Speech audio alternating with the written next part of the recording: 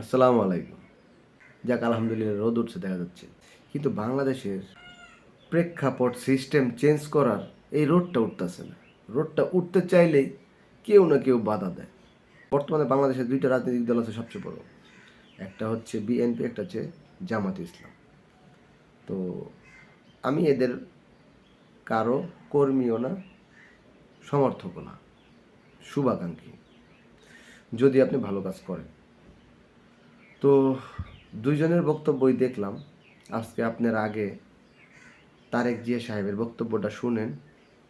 আড়ালে অন্তর্বর্তীকালীন সরকারের ভেতরে এবং বাইরে কারো কারো মনে হয় কিছু ভিন্ন উদ্দেশ্য রয়েছে।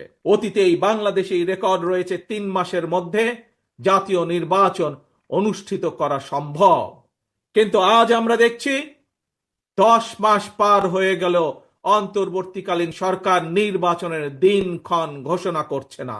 অন্তর্বর্তীকালীন সরকারের প্রতি আহ্বান, আগামী ডিসেম্বরের মধ্যেই জাতীয় নির্বাচন অনুষ্ঠিত হতে হবে।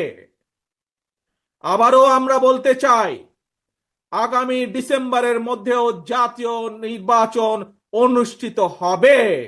নতুন প্রজন্মের প্রিয় ভাই বোনেরা, আগামী ডিসেম্বরের মধ্যে আপনারা জাতীয় নির্বাচন অনুষ্ঠান যাতে অনুষ্ঠিত হয় তার প্রস্তুতি নিতে শুরু করুন। এখন আপনারা শুনবেন দুদু সাহেবের বক্তব্য, যে ওনার নেতা কি বক্তব্য দিছে, ওই নেতার বক্তব্যের জোরেই উনি আরেকটা বক্তব্য দিছে। সেই বক্তব্যটা শুনেন। আপনি ডেট যদি না দিতে পারেন আমরা একটু অপেক্ষা করবো, তাহলে আমরা ডেট দিয়ে দেবো।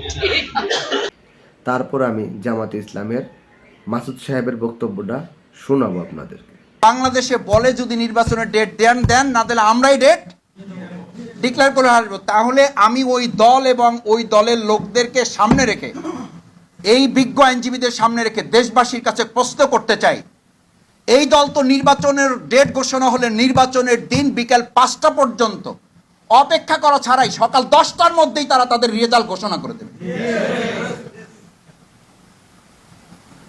যে দলের নেতারা এই কথা বলতে পারে যে হয় ডেট আপনারা দেন, নাহলে ডেট আমরা দিয়ে দেবো, ওরা তো প্রত্যেক কেন্দ্রে কেন্দ্রে এই কথা বলবে, হয় বিজয় আমাদের ঘোষণা করে দেন, নাহলে আমরা বিজয়। এই আশঙ্কা থেকেই এই দেশের জাতি এখন বলছে আগে বিচার করতে হবে, সংস্কার করতে হবে, তারপর নির্বাচন দিতে হবে। না হলে এই যে হুমকি, যেই থ্রেট আপনারা দিচ্ছেন, এগুলো তো আওয়ামী লীগের আমলেও তো আমরা এরকম কথা শুনিনি। আওয়ামী লীগের ফ্যাসিস্টরাও এরকম কথা বলে নাই। ওরা তো অন্তত সংবিধানের কথা বলছে, দোহাই দিছে, কোর্টের দোহাই দিছে, কিন্তু এত বাজে কথা মানুষকে বলে বিব্রত করে নাই।